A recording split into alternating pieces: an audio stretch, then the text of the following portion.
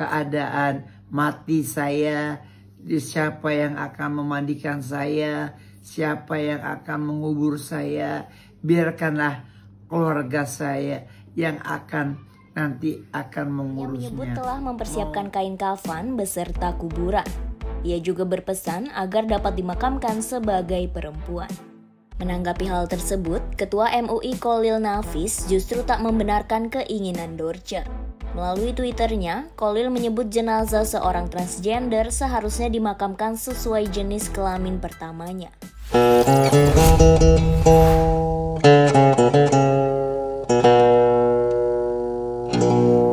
Assalamualaikum warahmatullahi wabarakatuh. Berjumpa kembali di channel Tauhid Cinta. Kali ini kita akan membahas mengenai kasus yang terjadi dan cukup viral, ya, tentang keinginan Dorce Gamalama, ya, seorang artis kawakan, komedian, yang ingin dimakamkan sebagai perempuan. Ya, kita tahu Dorce lahir sebagai laki-laki dan berganti kelamin menjadi perempuan. Ya, beliau sekarang sedang sakit. Ya, semoga kita doakan semoga beliau segera sembuh dan bisa beraktivitas sebagaimana biasa. Nah, mengenai ini kita akan membahas dengan Ustadz Mukhlisin. Assalamualaikum Ustadz. Waalaikumsalam warahmatullahi wabarakatuh. Nah, itu gimana Ustadz melihat apa keinginan Dorce ini yang ingin dimakamkan sebagai perempuan? Kalau di dalam konteks fikih, ya Mas Rifki, perubahan bentuk fisik itu tidak merubah bentuk hakikat aslinya, awalnya. Maka kalau kasus Dorce Gamalama dalam fikih-fikih klasik disebutkan karena Dorce terlahir sebagai laki-laki, walaupun beliau sudah mengaku ganti kelamin menjadi perempuan, kalau meninggal itu kembali lagi ke asalnya. Jadi dia diperlakukan, dimandikan, dan konsekuensi hukum kifayahnya sebagai perempuan. Nah, ya kalau kembali ke asalnya tadi, ya, gitu ya. Nah, kalau dilihat dari ini kan ya Dorce berganti kelamin, ya. Itu bisa dilihat secara natural atau gimana? Kalau dalam konteks ini, itu kenapa Rasulullah sampai memerlukan 3 hadis yang berbeda-beda, Mas Rifki, ya. Hubungannya agak-agak umum, ya.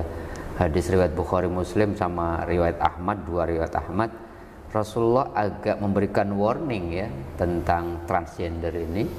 Ada yang menggunakan kalimat Allah itu melaknat orang-orang laki-laki yang berkeinginan seperti perempuan, atau perempuan yang kemudian bertingkah laku sebagai laki-laki. Bahkan diberikan satu gambaran lewat hadis riwayat Ahmad, Rasulullah, Allah itu melaknat orang yang berpakaian laki-laki seperti perempuan, perempuan seperti laki-laki, atau menyerupai gitu. Artinya apa?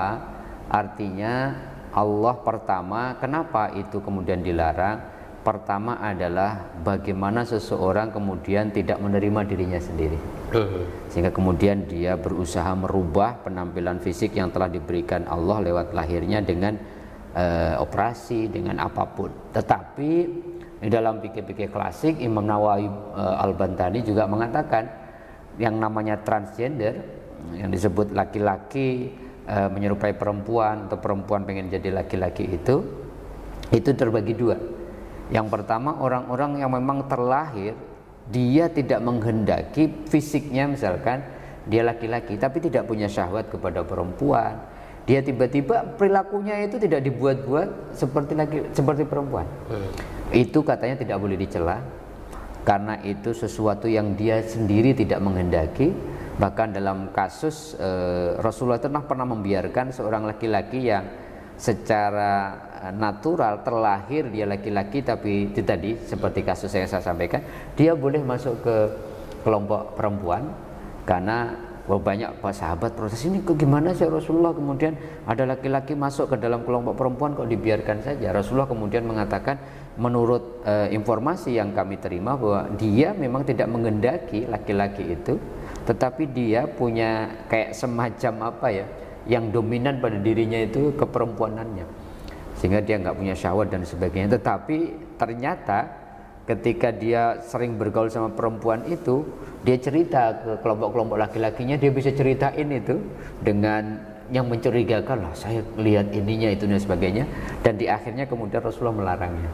Jadi orang-orang yang benar-benar natural, bukan dikontrol secara sosial, bukan karena pergaulan, bukan karena sekarang kan pengen mohon maaf ya, pengen kemudian terkenal, kemudian tampil di TV, beda, kemudian skenario menghendaki dia ke perempuan-perempuanan, itu konstruk sosial.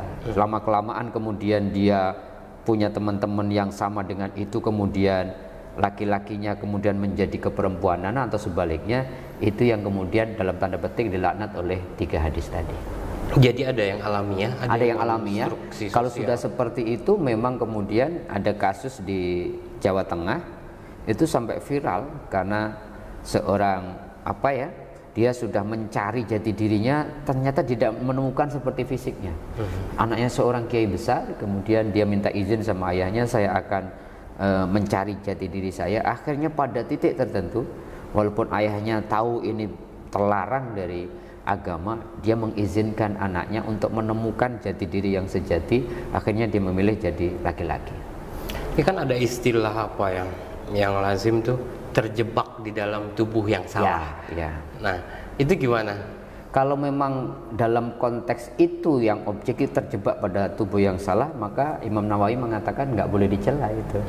Tetapi kalau yang dengan sengaja karena pergaulan, karena interest ekonomi, karena interest kepopuleran, mau ikut terkenal dengan ini, kan kholif tu'rof, kalau berbeda menjadi terkenal, itu yang tidak boleh. Karena itu tadi tidak menghargai pemberian Tuhan, karena nanti ada konsekuensi hukum. Orang yang kalau dalam madhab Syafi'i menyentuhnya batal nggak, ini laki-laki atau perempuan, kan jadi konsekuensinya nanti sholatnya menjadi tidak sah dan sebagainya. Kalau orang tiba-tiba, oh saya perempuan kok, padahal aslinya hukumnya laki-laki, padahal dia udah bersentuhan dan sebagainya, maka kalau ini batal kan sholatnya dan semuanya, konsekuensi hukumnya jadi banyak. Nanti hubungannya dengan warisan, dia dapat 2 bagian atau setengahnya, harus ditentukan dulu. Maka dalam hukum fikih ditentukan kembali ke hukum asalnya, dia lahir sebagai apa. Ya walaupun misalkan sudah operasi kelamin, operasi payudara. Kalau sudah kembali, sudah meninggal, kayak kasus Dorje agama lama itu, ketika dia berwasiat mau dimakam secara perempuan, wasiat kan nggak boleh dilaksanakan kalau bertentangan dengan agama. Kalau sudah meninggal kan Dorje nggak bisa apa-apa.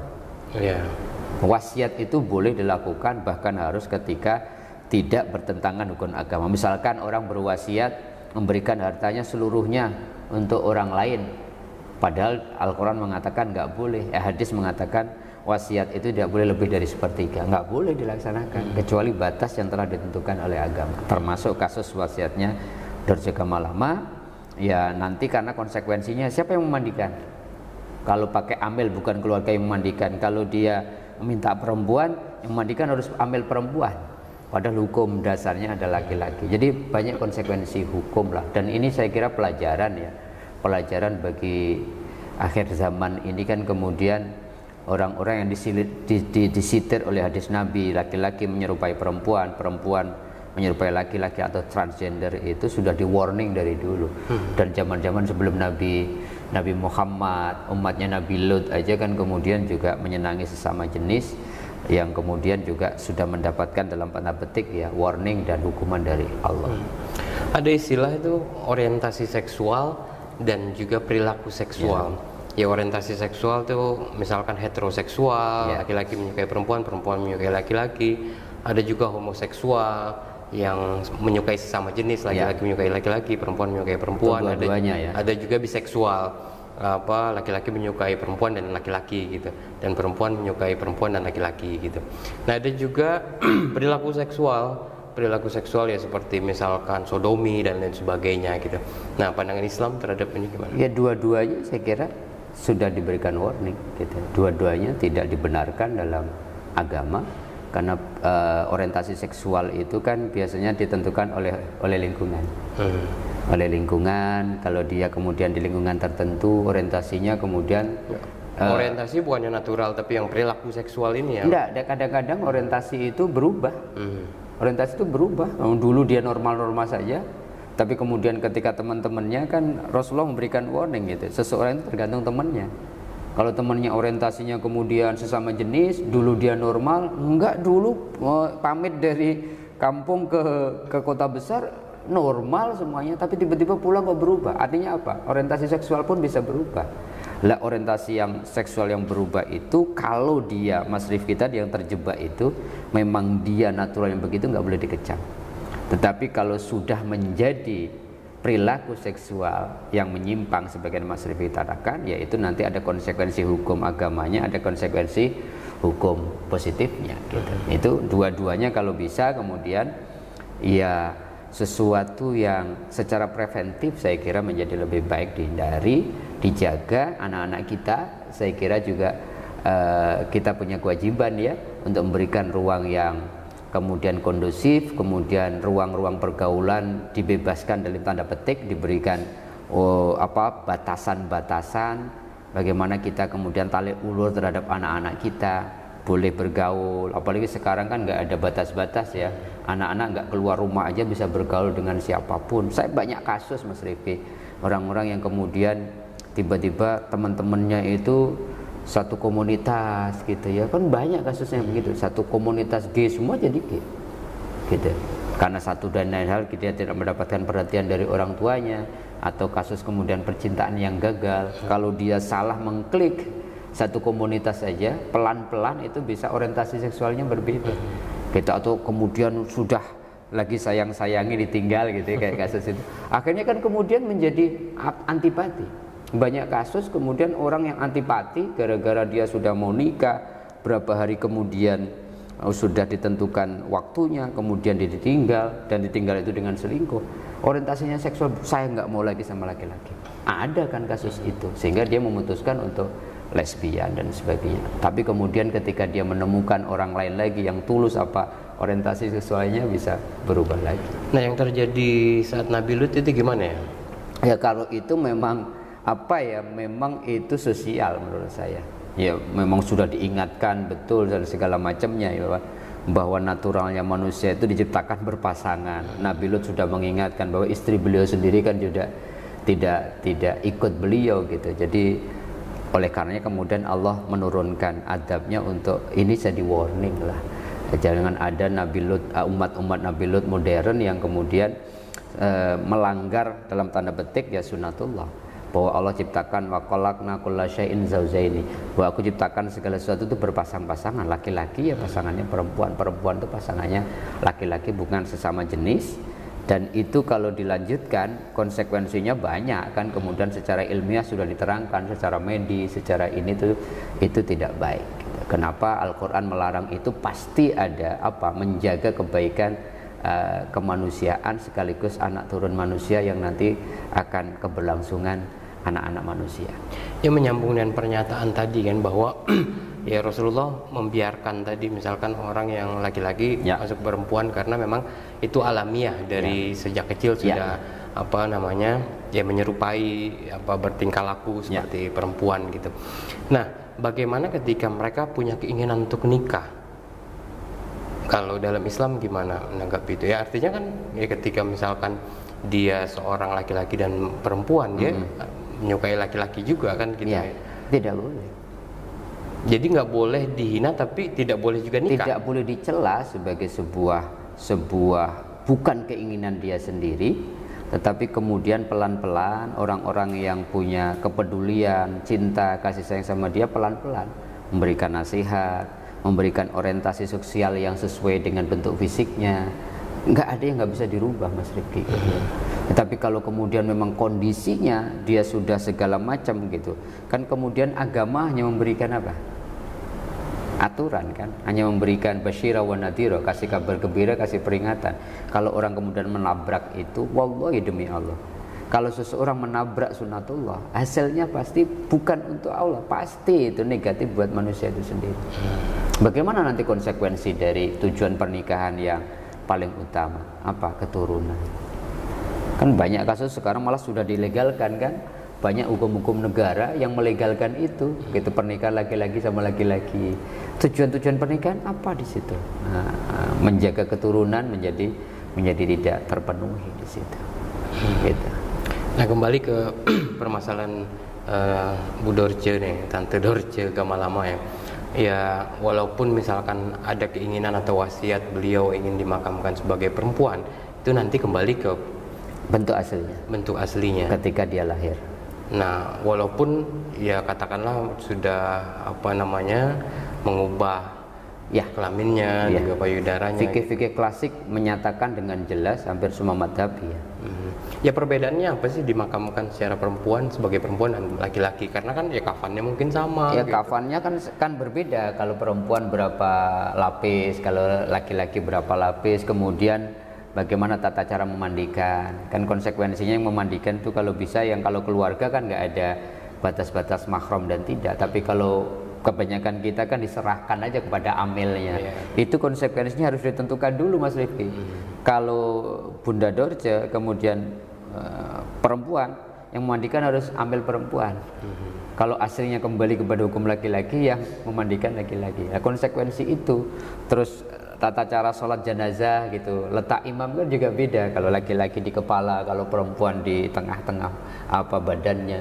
Itu nanti orang bingung ya, malah jadi perdebatan. Oleh karenanya saya kira apa yang disampaikan Bunda Dorce sebagai sebuah keinginan, saya kira kita hormati. Lah, tugas orang-orang yang dekat sama beliau, yang punya ilmu agama, yang ngerti, kan bisa mendialogkan. Sebelum kemudian wasiat itu nanti sudah disampaikan, tetapi nanti tidak bisa dikerjakan gitu. Masih ada waktu untuk mengingatkan dengan cara yang ma'ruf tentunya ya, bahwa ada hukum-hukum Islam yang tidak bisa kemudian begitu saja dilanggar. Nanti malah jadi polemik ya, malah kemudian mestinya kemudian seseorang meninggal semua orang membicarakan kebaikannya, malah jadi polemik yang kontraproduktif untuk Bunda Dorce sendiri. Malah yang dikenang adalah sesuatu yang kontroversial. Kalau ini dibiarkan berlarut-larut, nanti orang meninggal enak, kemudian semua orang mendoakan, malah ingat apa? Transgendernya, kan malah negatif. Padahal Rasulullah mengingatkan kita, kalau engkau datang ke satu orang yang meninggal, apa pesannya? Bicarakan yang baik-baik dari si mayit. Itu poinnya saya kira. Secara agama jelas, ada hikmahnya, secara sosial juga luar biasa sebenarnya kalau ini ada orang-orang yang punya kesempatan untuk berdialog dari hati ke hati, bahwa apa yang dilakukan oleh Bunda Dorce itu ada konsekuensi, ada aturan-aturan yang nanti tidak akan bisa dikerjakan. Oke, terima kasih atas waktunya, luar biasa pembahasan kita. Ya, semoga bermanfaat bagi kita semua. Ya, ini sebuah pengetahuan yang baru mungkin ya bagi yang baru nonton. Bagi Bapak Ibu, teman-teman yang menyaksikan ini, yang ingin memberikan masukan, usulan tema, ya silakan komen di bawah ini. Terima kasih atas partisipasinya. Al-afu minkum, wabillahi taufiq wal hidayah. Wassalamualaikum warahmatullahi wabarakatuh.